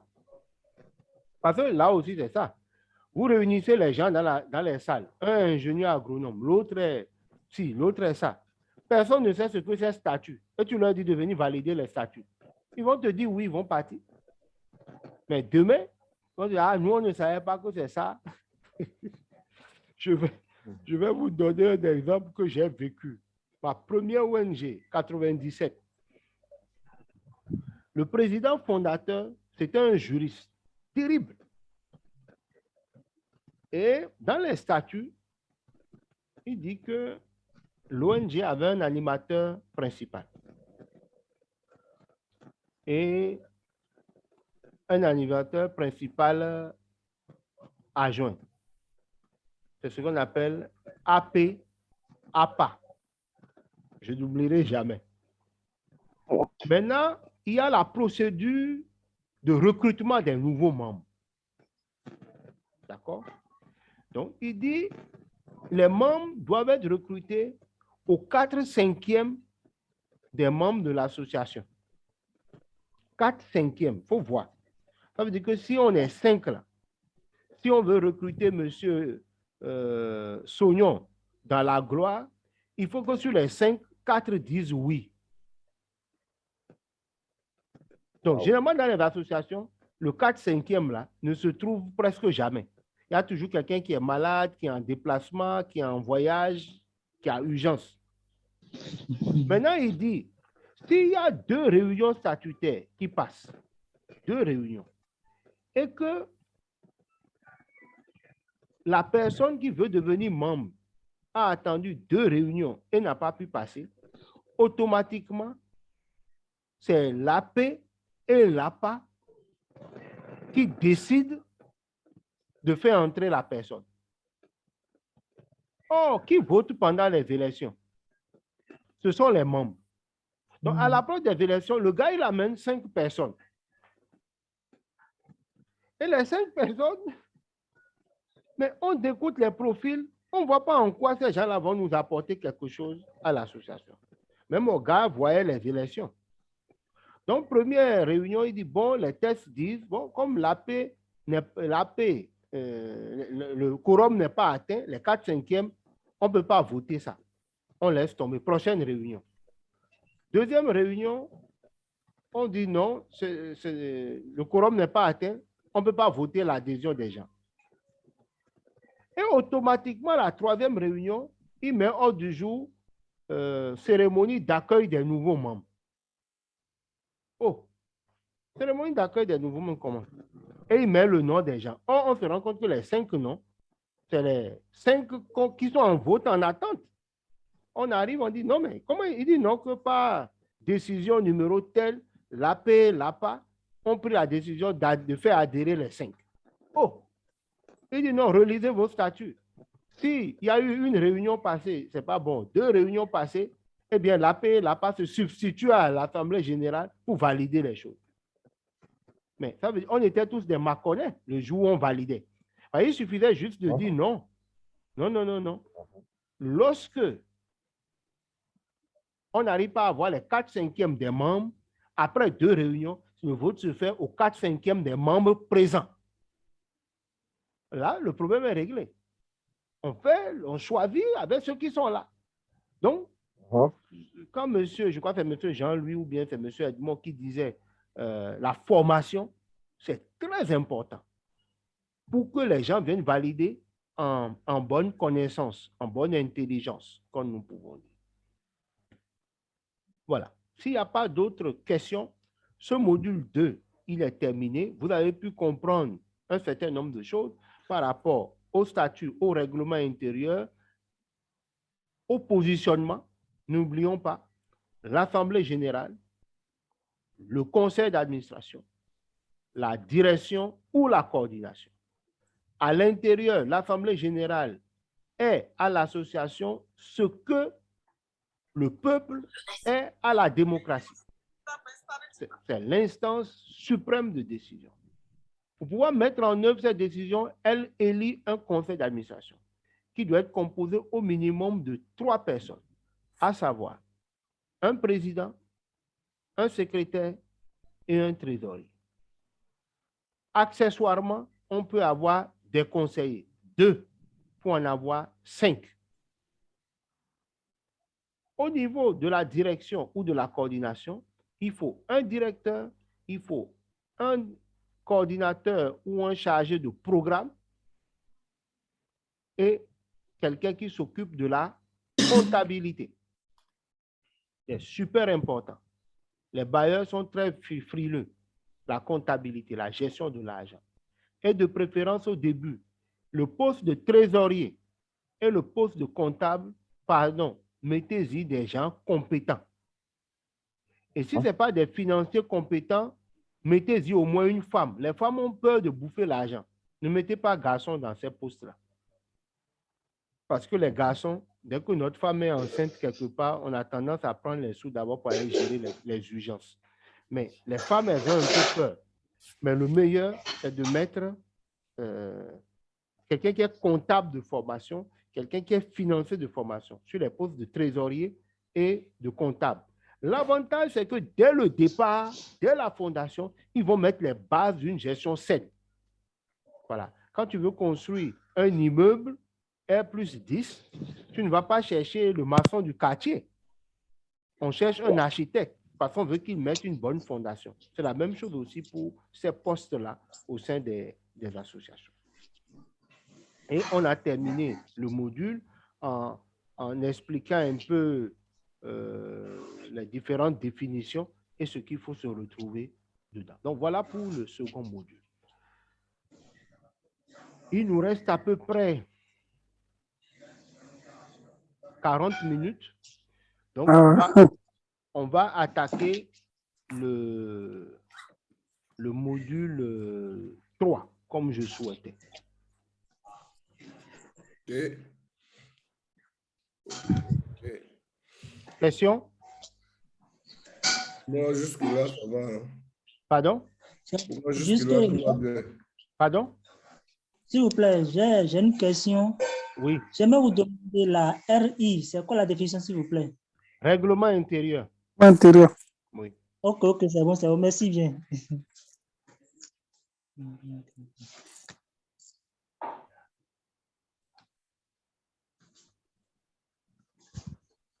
Alors, nous allons parler du cycle de vie de l'association. Pourquoi c'est important dans cette formation? Pourquoi je le fais? C'est parce que, en fonction de l'évolution de votre cycle de vie de l'association, il y a des décisions stratégiques à prendre. Donc, connaître ça au début fait qu'on ne saute pas les étapes. On ne va pas prendre des décisions qui correspondent à une étape, à une autre étape, ou être trop précipité de façon à mettre la charrue avant les bœufs. Donc, nous allons parler d'un certain nombre d'éléments ce soir et nous allons terminer ça demain. Parlons du cycle de vie de l'association. Voilà le schéma. Nous avons 1, 2, 3, 4, 5, 6, 7. 7 étapes. Durant ces 7 étapes, on a la naissance. De la naissance à la mort, bien entendu, on peut préparer sa mort dès sa naissance en matière d'association. Oui. Donc, ça peut aller de quelques années à une trentaine d'années, ça dépend. Mais toujours étant de la naissance à l'âge adulte, on compte à peu près 10 ans. 10 ans de parcours. Après, il y a l'étape de la maturité. Et une fois qu'on est mature, c'est cette période au sommet là, entre l'âge adulte et la maturité. Du coup, dès qu'on est mature, on est autour de 15-20 ans d'existence. Généralement, on a de la stabilité. Mais dès lors qu'on a la stabilité, on rentre dans la bureaucratie. Et dès qu'on rentre dans la bureaucratie, l'étape suivante est certaine, c'est la mort. Vous comprenez pourquoi les pouvoirs publics, c'est-à-dire les administrations, dans tous les pays au monde, puisqu'ils sont dans de la bureaucratie, eh bien, on n'a pas les résultats.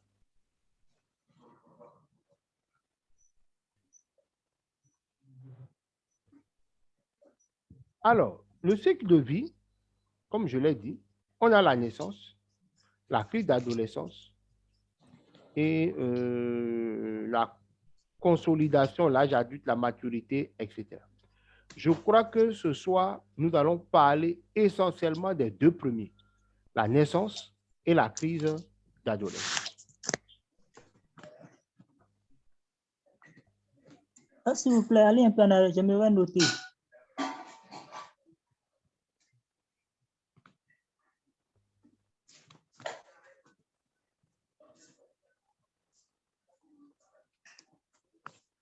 Oui, c'est bon. Voilà. Alors, quand on parle de la naissance, à quoi pensez-vous? La parole est à qui veut la prendre. La création. Très bien. La création. Oui. Autre chose?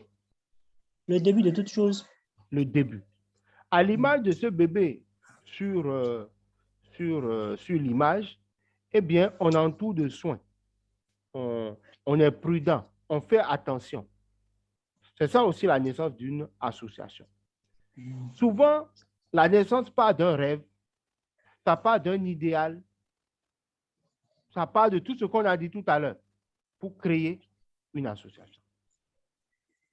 Il faut dire qu'en Afrique, on a remarqué que de plus en plus d'associations ne partent plus sur la base d'idéaux. Non. Beaucoup d'associations plutôt partent sur la base de problèmes et on veut tout de suite trouver des solutions. Les idéaux ont quasiment déserté le forum. Mais, par contre, on est tous focus sur la question de la pauvreté et la question de régler les problèmes liés à la pauvreté. Et ça, c'est une nouvelle donne qui s'est imposée depuis le début des années 80. La naissance est motivée aussi, dans beaucoup de cas, par, si vous voulez, un problème lié au manque d'emploi, il faut le dire. Donc, c'est devenu de l'auto-emploi. De toute façon, que ce soit l'un ou l'autre, on a le mérite de lancer une association petitement. Durant les premiers mois, les premières années, eh bien, c'est caractérisé par le fait que les membres de l'association font tout eux-mêmes. C'est une première caractéristique. La comptabilité, c'est un des membres qui le fait. La représentation par-ci, la représentation par-là, payer le siège, payer quelques salaires s'il y en a, eh bien, c'est les gens eux-mêmes qui font ça. Eux-mêmes. C'est la première caractéristique de la période de la naissance. Du coup, on peut avoir un directeur qui devient chauffeur, on peut avoir un directeur qui est secrétaire, caissier. Tout le monde joue tous les rôles. L'important, c'est que l'idéal, la cause, ce qu'on défend, puisse avancer, prendre de l'envol. Au niveau de l'association, à ce moment, à la naissance, les décisions sont prises souvent collectivement. Oui, il n'y a pas d'argent encore. Donc, quand on veut décider les choses, ah, frangin, tu penses quoi? Ah, frère de sang, tu penses quoi? Parce que dans les autres étapes, là, comme on va le voir, la prise de décision maintenant devient autrement. Mais à la partir de la naissance, les prises de décision sont généralement collectives. Les gens sont généralement volontaires, les gens sont généralement bénévoles. Et parfois, on fait appel à la famille pour pouvoir atteindre les objectifs et faire le travail. Maintenant, il est super important de rappeler ceci. Au niveau de la naissance, on est dépourvu d'outils de planification.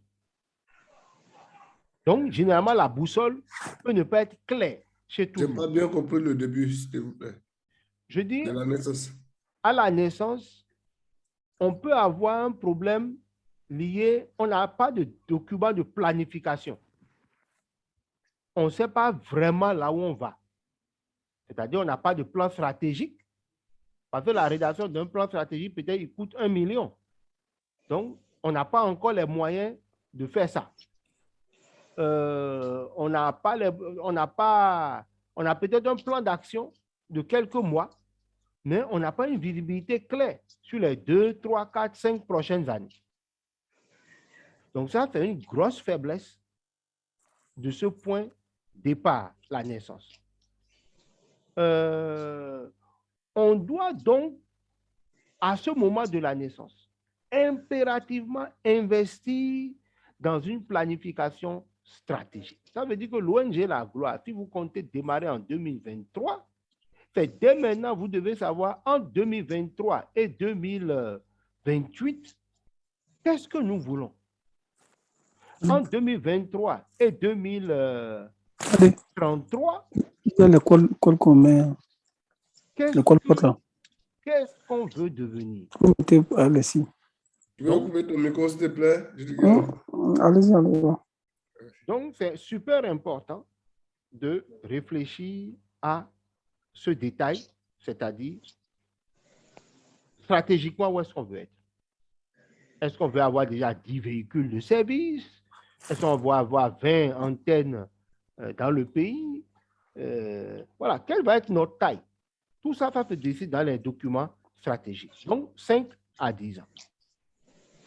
Mais, comme je l'ai dit, peu d'associations à cette étape disposent des compétences ou même ont connaissance de tels documents.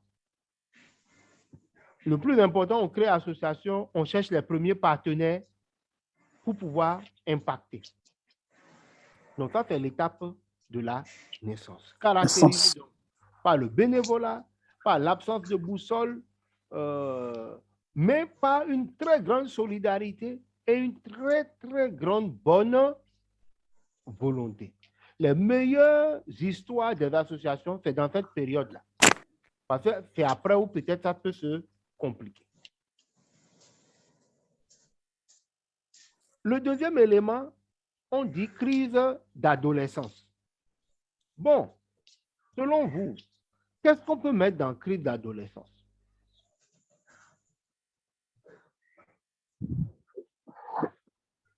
Bon, dans la crise d'adolescence, on peut dire là où on essaie de sortir de l'eau et puis en même temps les problèmes commencent.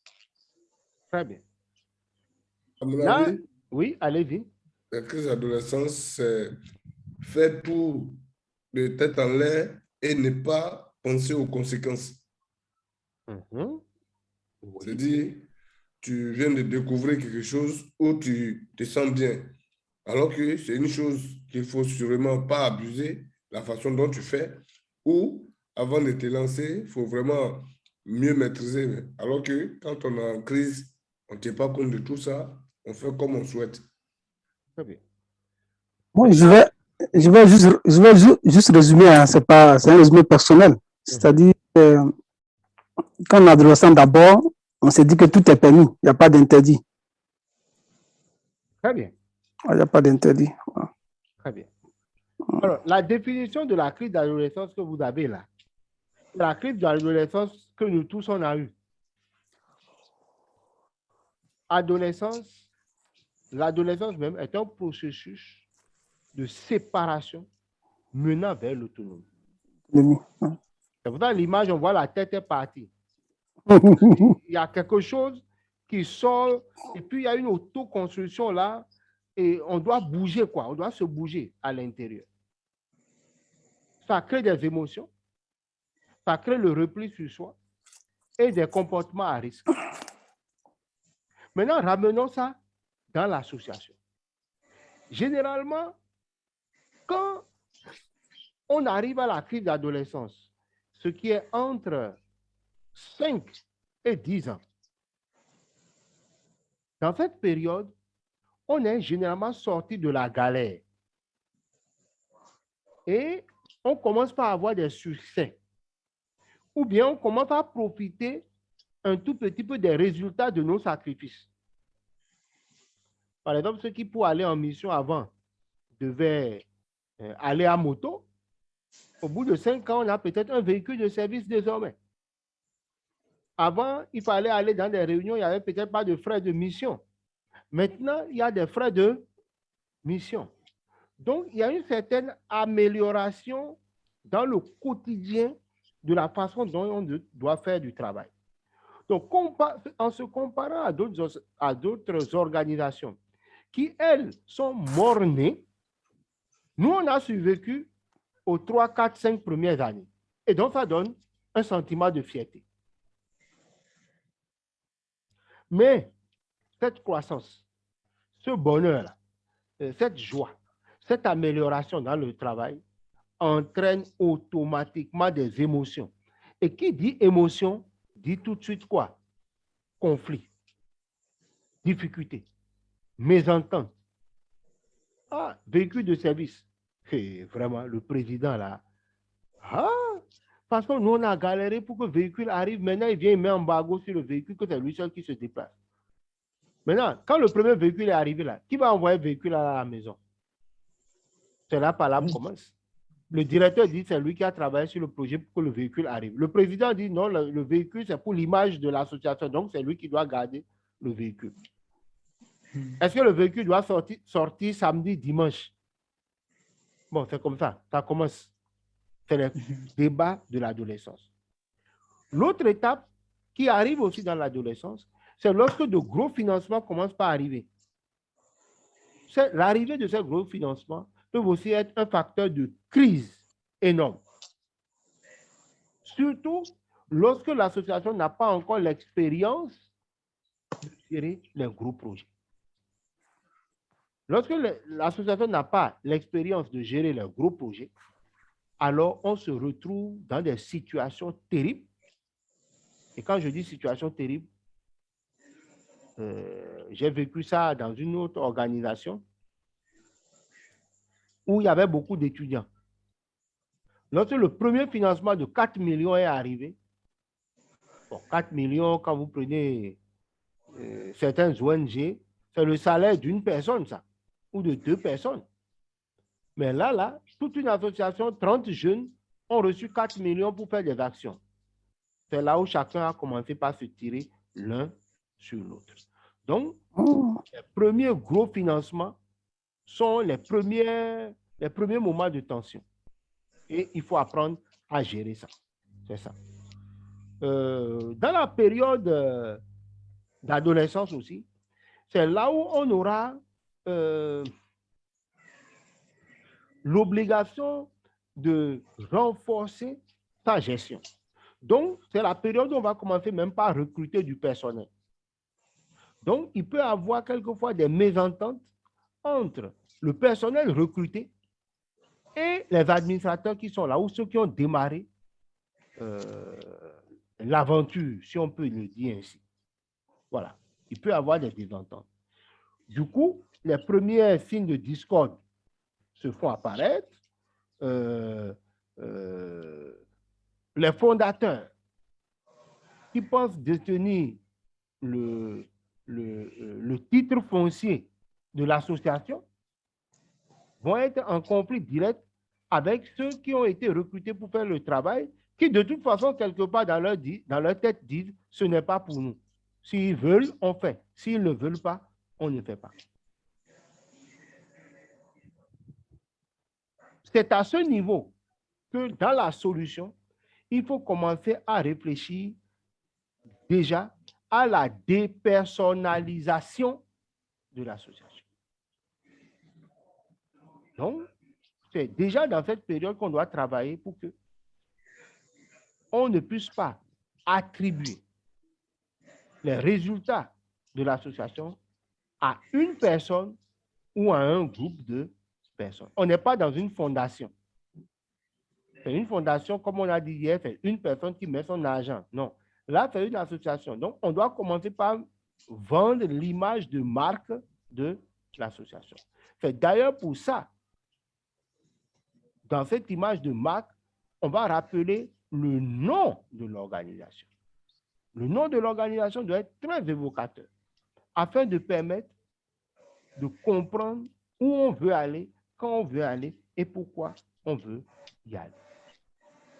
Et parlant du nom, comment il faut choisir ce nom pour que dans la période de la crise d'adolescence, quelquefois le nom devient une solution. On va en parler demain. Toujours dans cette période de la crise d'adolescence,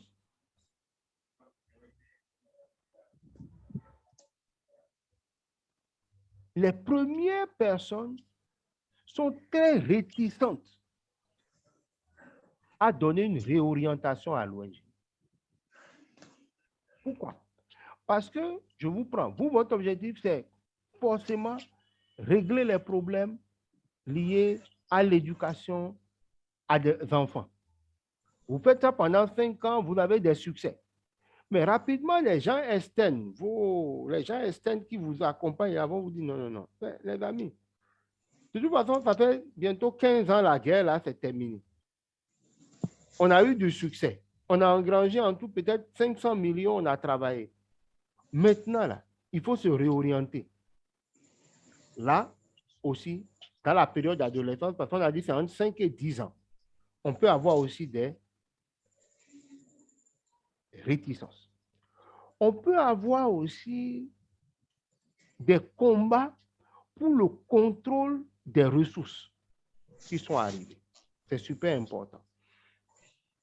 C'est aussi dans cette étape que, bon, M. Jean-Louis va dire, de toute façon, vous là, je vous ai fait confiance, mais depuis, vous m'avez trahi. Donc, lui-même, il quitte. Il va aller créer Gloire au Seigneur à côté. Bon, je ne sais pas, c'est Dimitri qui va dire, bon, de toute façon, moi, j'étais au Maroc là, mais ce que Edmond à Abidjan là, a fait pendant tout ce temps, moi, je n'ai rien compris. De toute façon, moi aussi, je vais aller créer Jésus, le Saint-Esprit, quelque part. Et dans cette période, vous voyez, les amis d'hier s'en vont chacun de leur côté pour pouvoir aller se chercher. C'est aussi l'autre danger qu'il y a dans cette phase de la crise d'adolescence. Donc, nous comprenons que si dans la crise d'adolescence, nous ne voulons pas que l'association soit disloquée, il faudrait impérativement qu'à un moment donné, on fasse quoi? On prenne des mesures dès maintenant, quand on est au début, là, pour que chacun se sécurise et que la confiance soit là du début et on espère aussi jusqu'à la fin. Dans cette période, il faut rajouter que les membres, généralement, ont encore la force. C'est pourquoi les questions de scission sont rapides. C'est-à-dire, j'ai encore l'énergie de recommencer. Je prends une association de jeunes. En moyenne... Où j'ai eu beaucoup de répertoires, je peux créer pour moi sur le côté. Et ils vont me suivre. Voilà. C'est ça. C'est ça. Donc, on suppose que c'est une association de jeunes. Les gens ont la trentaine. Bon, 10 ans, ils ont la quarantaine. C'est généralement le moment même où l'expérience professionnelle est à son paroxysme. Bon, maintenant, je suis consultant international. Est-ce que je ne peux pas plutôt aller de mon côté avec, comme disait Jean-Louis, les contacts et tout, et tout, et tout. Donc, voilà le danger de la crise d'adolescence. Alors, qu'est-ce qui se passe dans la période de consolidation, l'âge adulte, la maturité, la bureaucratie, la mort, tout ça? On va en parler demain. On va terminer ce module demain. On va parler aussi du choix du nom, comment il faut le faire pour pouvoir effectivement toucher les objectifs. Et nous passerons donc après ça au point, au module 4 directement, qui va être un module assez technique sur l'introduction à la rédaction de projets et le cycle de vie d'un projet. Voilà. Donc, retenez qu'on a parlé aujourd'hui du cycle de vie d'une association. On va terminer ça demain, mais on va pouvoir rentrer dans le cycle de vie aussi d'un projet demain. Voilà. Nous avons à peu près 10 minutes encore à passer ensemble. C'est l'occasion donc d'écouter vos questions, vos préoccupations sur la formulation du cours d'aujourd'hui.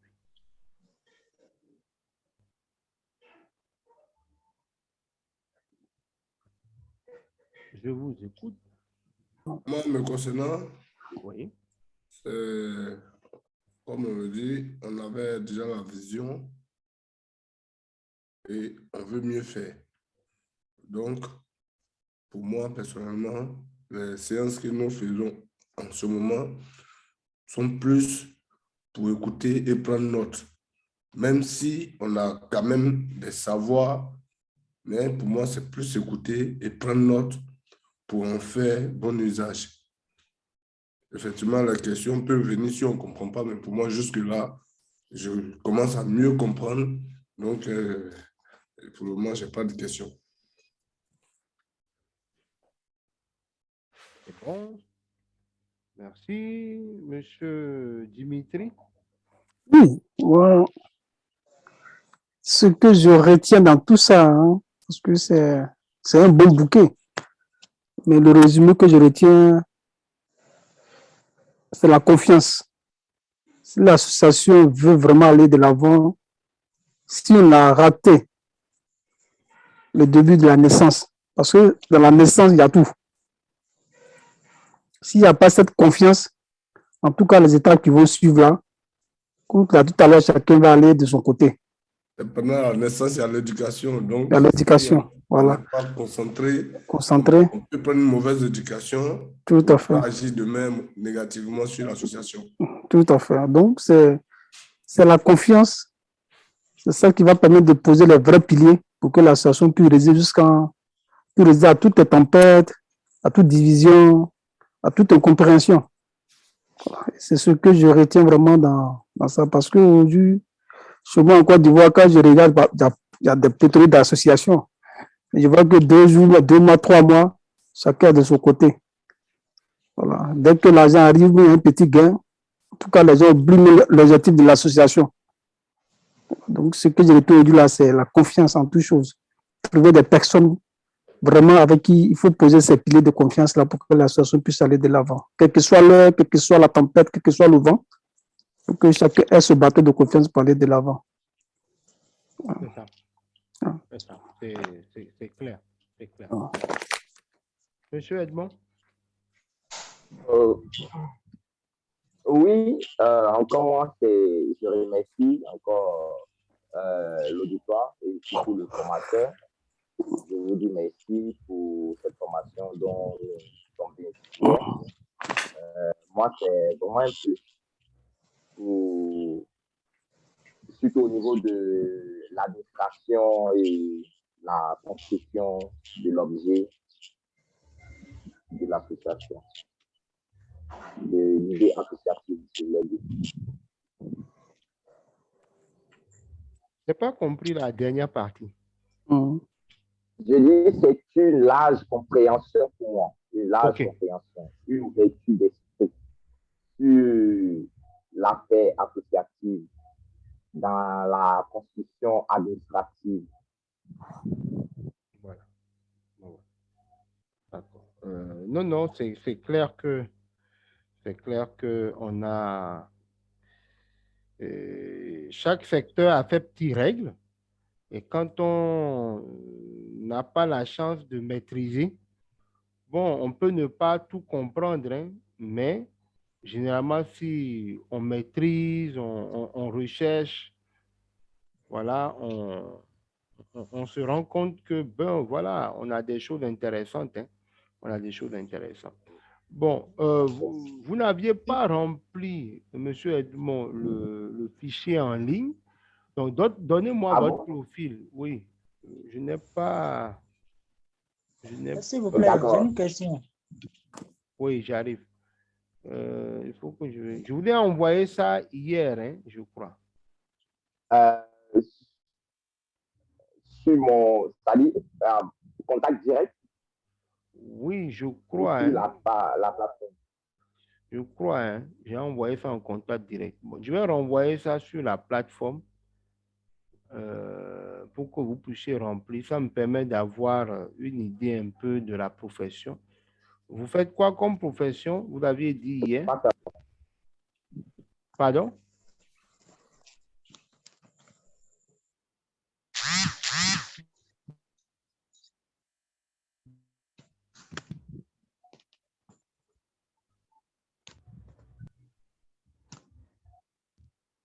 Bon, j'ai renvoyé et puis on va voir ce que ça va donner.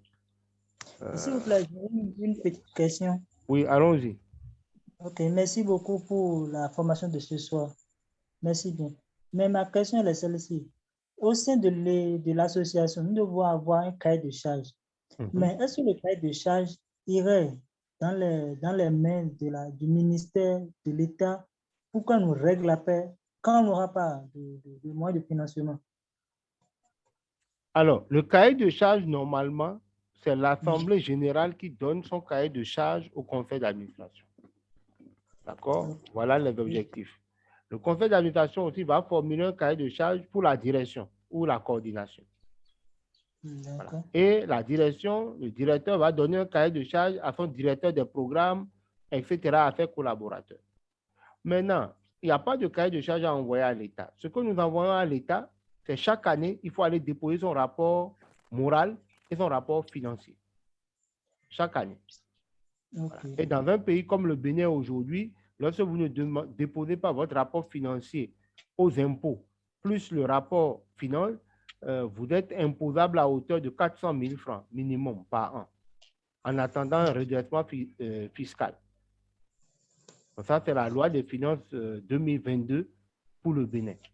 Je parie que dans les autres pays aussi, ça doit exister. Les mesures coercitives. Lorsque vous n'envoyez pas à l'État votre rapport financier et votre rapport narratif qui dit ce que vous avez fait sur l'année commerciale. Okay. Donc, il n'y a pas de cahier de charge à envoyer à l'État, non. Ok. Mais cela implique beaucoup de signatures, non? C'est-à-dire? Bon, je ne sais pas trop si... comment dire? Vu que le ministère doit avoir le cahier, la direction aussi doit avoir le cahier. Cela, vous devez à chaque moment signer. Qu'est-ce que vous entendez par cahier de charge? Le cahier de charge, selon moi, c'est les activités que vous avez menées au cours d'une période donnée, les frais que vous avez utilisés. Donc, tout ça se met dans le cahier de charge et chaque fois à la fin, le président signe. Donc, le président de l'association, bien sûr, signe. Alors, je vais te demander un exercice. D'ici demain, tu vas faire des recherches sur le cahier de charge. Et dans la première partie de la formation, demain, tu vas nous présenter le fruit de tes recherches. D'accord. C'est quoi un cahier de charge? D'accord. En association, bien sûr. Il y a le cahier de charge des marchés publics, il y a le cahier de charge. Cahier de charge en association, ONG. Donc, demain, tu vas essayer de partager ton expérience sur le fruit de tes recherches avec nous. D'accord? Ok, d'accord. Et là, je donnerai ma réponse à ce moment-là. Okay, parce qu'il y a plusieurs sortes de cahiers de charge. Hein? Oui, c'est ça. Ok, c'est bon. Cahier de charge.